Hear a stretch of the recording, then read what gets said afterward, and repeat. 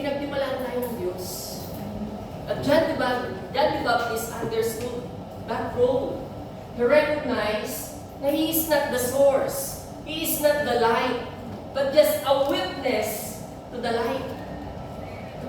Tingnan natin ito. Sabi po rito, humility flows from right recognition. Ang tunay na pagpapakumbaba, nagsisimula dun sa tamang pagre-recognize. Ano nga po ito sa Tagalog yung recognition? Pagkilala. Pagka naunawaan mo yung tamang pagkakilala, pagkilala mo sa lahat ng bagay na ito ay hindi galing sa iyo, kundi galing sa Diyos, then humility flows. Pride grows when we forget the source. Saan? Pagka tumataas yung pride, sabi nga ni Pastor Hunter, dalawa lang eh. Yung pride hindi naman nawawala. Pwedeng mataas, pwedeng mababa. Pero tumataas yan when we forget the source. Humility grows when we remember that everything we have was first received. Mas lalo naiintindihan ng ating puso at ng ating damdamin at ng ating buong kaluluwa na ang kapakumbabaan ay nararapat kapag naunawaan natin ang lahat ng bagay na mayroon tayo ay tinanggaphan natin. So we have to recognize in God's sovereignty. We have to recognize the source. We have to be founded to that kind of truth na wala tayong kakayanan. Ano ho? Anong sabi ni Jesus? I am the vine, you are the branches. Wala tayong magagawa, wala siya. Kahit napakaganda ng puno, pero pag pinutol mo sa sanga, nawawalan siya ng source. Kundi, hindi mo na kagad nalalantayin eh. Pag pinutol mo siya, tapos nilagay mo siya dyan, buhay pa, maganda pa. Pwede mo pa ang dekorasyonan eh. Pero ilang araw, makita mo, nalalanta na. Yan po yung ginagawa ng pride sa puso natin. Akala natin maganda, pero later on, na-empty na pala tayo. Bakit? Kasi hindi na tayo nakakabit sa source. You don't recognize the source. The source is other than the Lord Jesus Christ Himself. So number one, our principles is recognition. Everything comes from God. We are just only steward. Tayo ay katiwala lamang. Hindi tayo may-ari. Tayo ay pinagkatiwalaan lamang. Sa lahat ng bagay. Sa lahat ng bagay. Tayo po ay pinagkatiwalaan lamang. So that's the number one principle. Number two, remembering in verse 20. Number two, remembering. Everyone has an assigned role. In verse 28, sabi ni John, I am not the Christ, but I have been sent before Him. Imagine mo, no? Naunawaan niyo, yun yung sagot niya doon sa kanyang mga disciples na nagtatanong sa kanya. Ang intensyon ng mga disciples, oh, John, kayo po ang nauna. Kayo po ang mas nagbabay sa kanya, pero siya ang lumalago. Sabi ni John, I am not the Christ, but I have been sent before Him. Remember yung kanyang role. You remember, everyone has an assigned role. Sabi dito, John understands that his ministry was preparatory. Yung preparatory po, tinatawag lagi siyang forerunner. Siya yung nauna, preparing the way. Kaya yung ministry niya, naintindihan niya, na yung ginagawa niya ay preparatory for the coming of the Messiah. Kaya sabi ni John sa verse 28, I am not the Messiah. I am not the Christ. Although I have a great ministry, I have the great ministry, but I am not the Christ. Hindi ako ang Kristo. Binigyan lamang ako ng oportunidad ng pagkakataon para makapaglingkod, para makapagbigay ng daan para sa isang Kristo. Hindi ako talaga ang Kristo. I am not the Christ. Not permanent. Yung ministry ni Jesus, ay ministry ni John, ay hindi naman talaga permanent. But the ministry of Christ in us is eternal, mga kapatid. Ginawa niya sa krus ng Kalbaryo at nananatili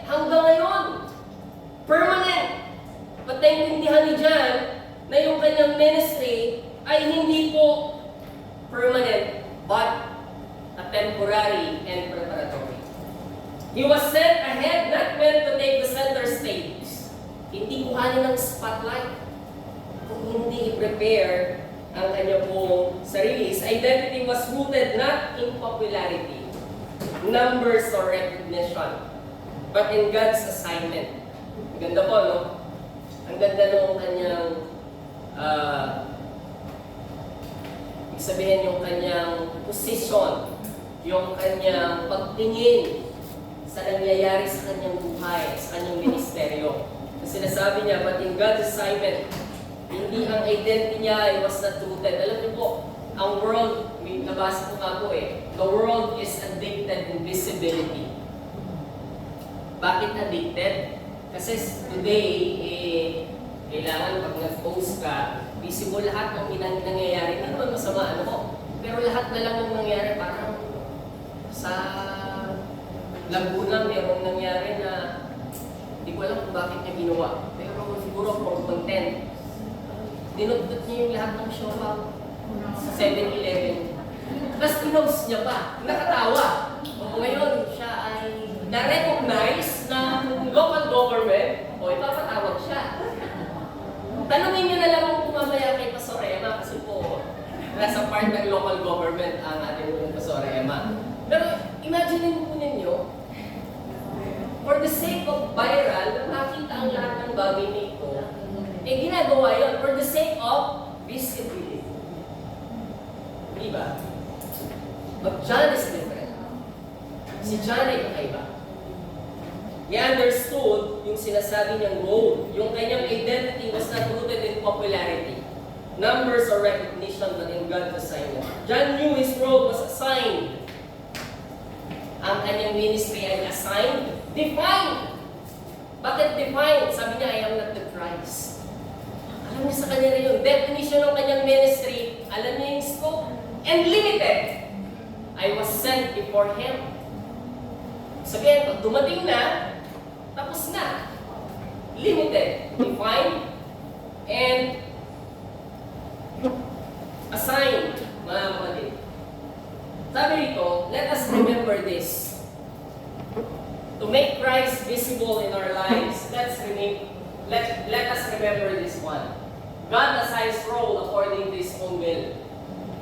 Ang lahat ng bagay na meron tayo, ang Diyos ang nag-assign. Sabi rito, ministry is not self-appointed. Calling comes from God. Hindi naman si Pastor ang tumawag. Hindi naman yung kapitbahay mo ang tumawag. Hindi naman yung co-worker mo ang tumawag.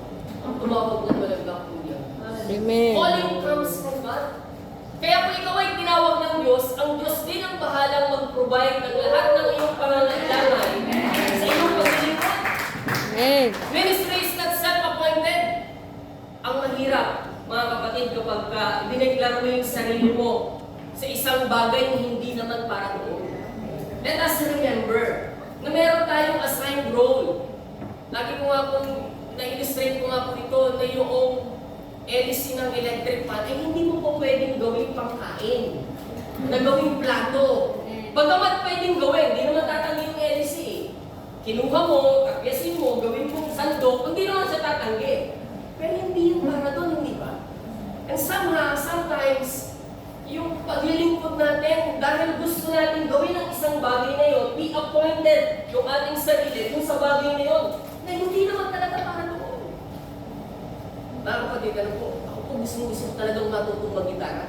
Sa awa po ng Panginoon, marunong lang po akong tinupak, pero hindi po ako marunong mag-gitara hanggang ngayon. Yung pong kaibigan ko, tinuturuan talaga ako. Kasama ko po ngayon yun. Ano? Sabi niya, alam niyo po kayo, ay sarap mo awitin mga kalangin. Alam niyo po yan? Hindi pa naman po ako matanda, no? Pero, okay, sarap, medyo matagal-tagal na po yun. Ako'y nagpapaturo sa kanya, sabi niya sa akin, hirap po matuto. Okay, sarap tumawag, sabi niya sa akin, okay, sarap ipukpuk lang gitara sa iyo. Okay, sarap ipukpuk lang. Hindi ako matuto. Sa awa ng Lord, hanggang hindi pa rin po kumatuto. Ano lang po ninyo, gusto ko dati. Gusto ko talaga yan. Gusto ko talagang ako ay matuto mag-gitara. Kasi parang pagka nakikita ko, nakatayo sa unahan ng gitara, parang gusto ko din matuto. Nung aral ako, sabi naman,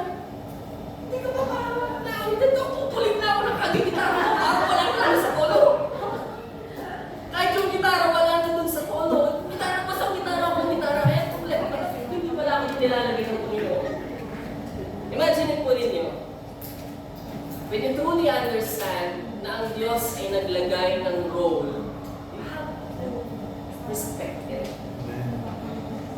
Kasi siya ay naglagay hindi para sa ibubuti mo lang, kundi sa ikatatatag ng kanyang katawan. Remember, He is the head and we are the body. Let us remember this. Number one, God assigned role according to His own will. Second, faithfulness is measured by obedience, not by prominence. Amen. Hingga natin may mga kapatid. Faithfulness is measured by obedience, not by prominence. Alam niya ni John. Kaya yung pagsasabi niya ngayon na the Christ, He is faithful to His role. He is faithful to His identity. He is faithful doon sa assigned, given, or God-given role na binigay sa kanya ng Panginoon. In God's kingdom, success is not about how visible you are. Hindi dahil lagi kang nakikita, but how obedient you are to the role God gave you. Paano ka naging mas sunurin sa kalooban or doon sa kagustuhan ng Panginoon na gawin mo. Naandyan pa po ba kayo? Tingnan nyo nga po yung inyong katabi kung buhay pa. Ay, kung ano pa, kung gising pa. Buhay naman talaga yan. Tingnan nyo po, baka magkurang-kurang tayo. Baka akala ko yung nagpapag-beautiful pa kayo na na, ano? Tingnan nyo po. So let us remember this. Sabi po rito sa mga, tingnan natin ito. Peace comes when we remember our role. Mas nagiging payapa ang buhay. Sabi ro, peace comes when we remember. Next slide go. Sabi rito, peace comes when we remember our role and trust God with the results. Mas nagiging payapa ang buhay kapag ka akma yung role na ginagawa mo sa harapan ni Lord. Peace comes when we remember our role and trust God with the results. Tanda natin, wala naman talaga tayong kakayanan para maglago. Ang Diyos talaga ang nagpapalago.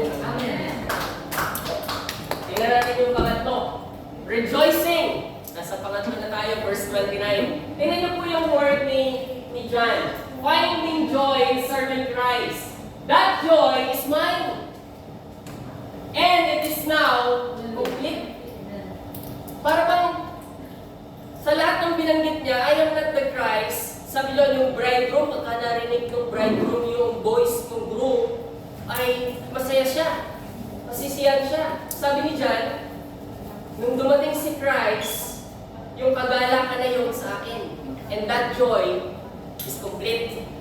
Parang binabanggit niya, sinasabi niya, yung ginawa kong paglilingkod, isang kagalakan yung makapaglingkod sa Panginoong Jesus. Yung isang bagay po na yun ang kanyang binabanggit, mga kapatid. Yung talagang kagalakan sa paglilingkod, nakukuha talaga yan when we truly serve the Lord. When we truly serve Jesus in our life, mga kapatid. That joy is one. John says his joy is complete not because his ministry is growing, but because Jesus has taken his rightful place. Nung dumating si Jesus, hindi na dahil lumalago pa yung kanyang ministry, kundi ayan na si Jesus. Isang kagalakan para sa kanya. Alam niyo po, nakakatuwa di bang maglingkod sa Panginoon? Nakakatuwa maglingkod sa Panginoon kapag kaya yung paglilingkod mo talaga, puso. Pero pagka may sariling agenda, minsan, yung paglilingkod nagiging burden, nagiging obligation, nagiging responsibility. Kasi, hindi na si Lord yung pinaglilingkuran eh. Pero kapag ka si Lord yung pinaglilingkuran, parang hindi na papagod. Amen. Nakakapagbuhat ka ng red mula first floor hanggang fourth floor.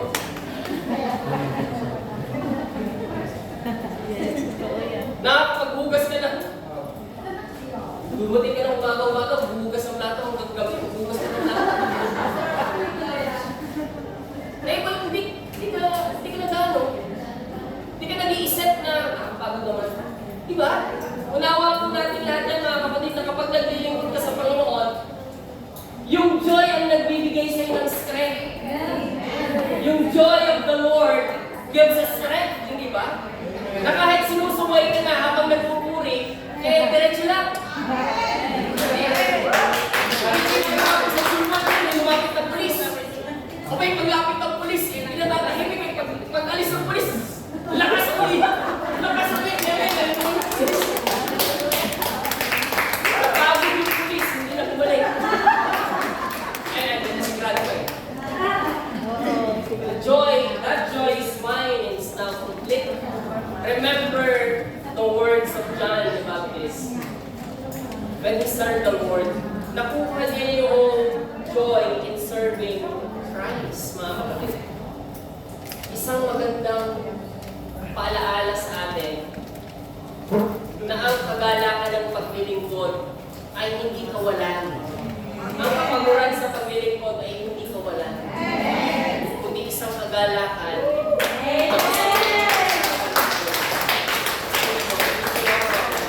Ibigay ng lakas yung joy na yun. Kaya anong sabi ni Harry David? Restore the joy of my salvation. Yung kagalakan na yun.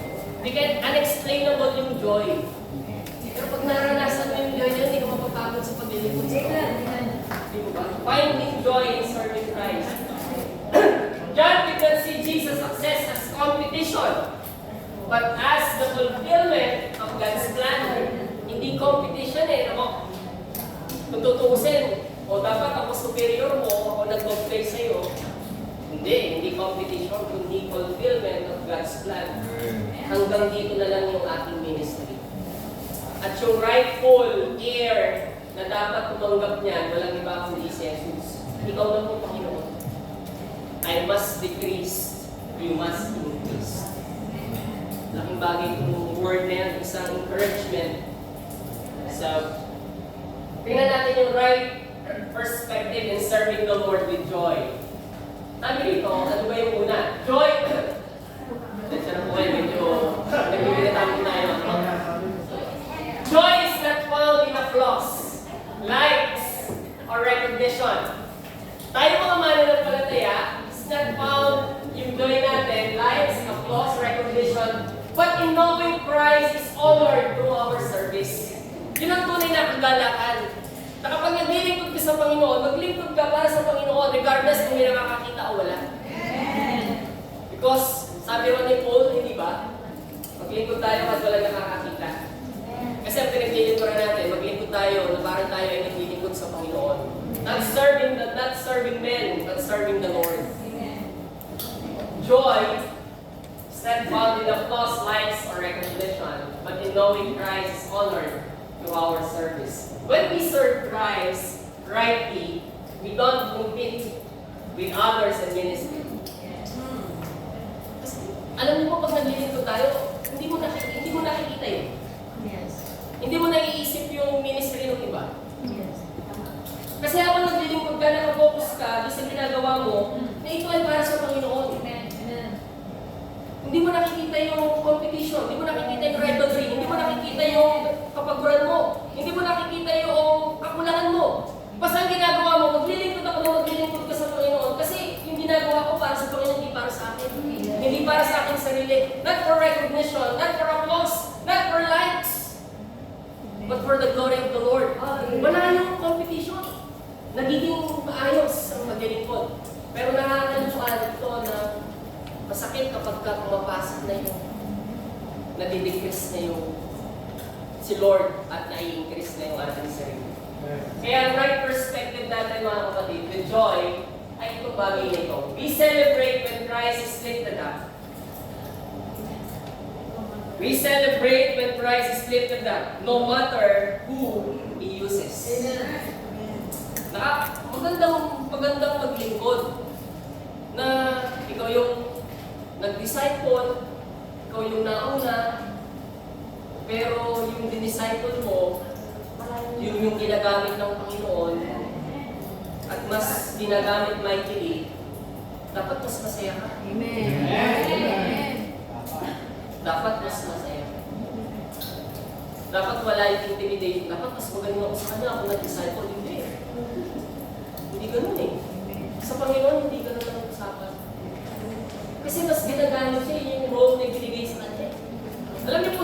Apollos at saka si Paul. Kaya mas maraming humanga kay Apollos kasi very articulate yung kanyang pagsasalita. Siya ay Greeks at orator ang mga Greeks. Pero alam niyo po, sino nagturo sa kanya? Si Priscilla. Si Apollos. Priscilla. Ibang Priscilla. Diba? Kaya nagkaroon ng division kasi sabi niya, I am Apollos, I am with Paul, I am with Christ. Sabi ni Paul, nakahati ba ang katawan ni Kristo? Kaya sabi niya doon sa bandang mga huli, ang Diyos tayo ang nagwa-water plant, ikaw ang nagtanim, sa Apollos ang nagtanim, ako nagdilig, pero si Lord ang nagpapatuloy. Isang bagay, when Christ is lifted up, dapat mas masaya. That is the perspective of joy. Right perspective. Ito yung naidudulot sa atin ng tunay na kagalakan sa paglilingkod sa Panginoon. Tingnan natin po ito. Joy disappears when ministry becomes about self. Nawawala yung kagalakan. Napapalitan ng agenda. Napapalitan ng self-agenda. Nawawala yung kagalakan eh. Instead na nagiging buo at masaya yung paglilingkod, napapalitan ng inggit, napapalitan ng bitterness, napapalitan ng doubt. Joy multiplies when ministry is about Christ. Tandaan natin yan mga kapatid. When ministry becomes about self, joy diminish, disappear. But when ministry is about Christ, joy multiplies. Dumadami si joy. Dumadami yung nagagalak. Kasi mas nagiging ang sentro ay hindi tayo, kundi si Kristo. Alam niyo po ba yung alam niyo na po yun eh. Diretso natin sa number 4. Ano yung number 1 mga kapatid? Recognition. Number 2? Remembering. Number 3? Rejoicing. Finding joy in serving Christ. Number 4, at last, reduction. What is about reduction? Choosing self-decrease for Christ increase. He must become greater. Sa ibang translations, NIV translation, He must become greater, I must become less. Yun ang sabi ni John, o yun ang sabi ng NIV. John is not speaking out of defeat or bitterness. Hindi siya nagsasalita dahil natalo siya ni Jesus sa kanyang pong ministry or bitterness or galit. Dahil doon. This is not forced reduction, but it is willing surrender. Nakita ni John na ang source ay hindi siya kundi si Jesus. It is willing surrender, it is willing lay down of his ability, of his ministry, yung success niya, inilapag niya yun sa paanan ng Panginoon. John understand that his ministry was always meant to point away from himself and toward Christ.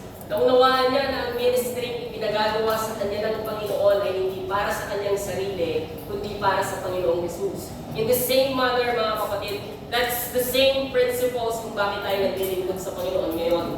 Hindi para sa ating sarili, kundi para kay Kristo. Kapag yan, yung ministry na yan, na ginagawa mo ay nagsimulang tumuon sa iyong sarili, delikado na.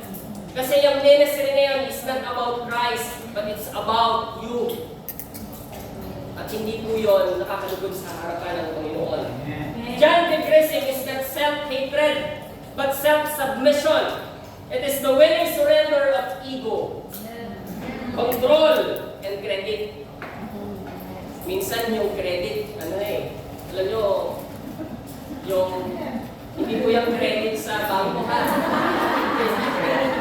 Mga nanay lang kayo. Mga nanay lang kayo. Salamat sa Panginoon. Wala tayong siguro debit ka mga kapatid.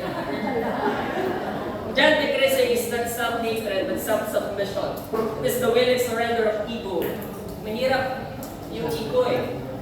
Alam mo ba, ini-imagine ko yung sinabi ni John habang sinasabi niya yun. Kasi self-emptying yung sinabi niya, I must decrease, he must increase. Self-emptying yun.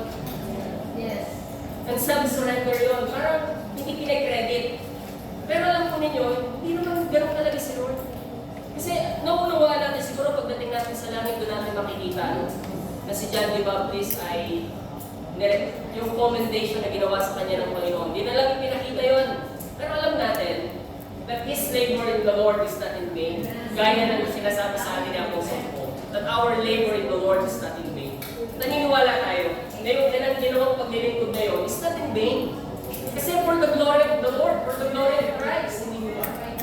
Yung ego, yung control. Alam po ninyo, kapag may control ka, parang mahirap mag-recognize ng surrender. Kasi may control ka eh. Pero kapag kahit na may control ka at ipinagkatiwala ka sa Panginoon, it is self-submission, it is humility. It is surrender. Kasi pag may control ka, you did not manipulate your situation.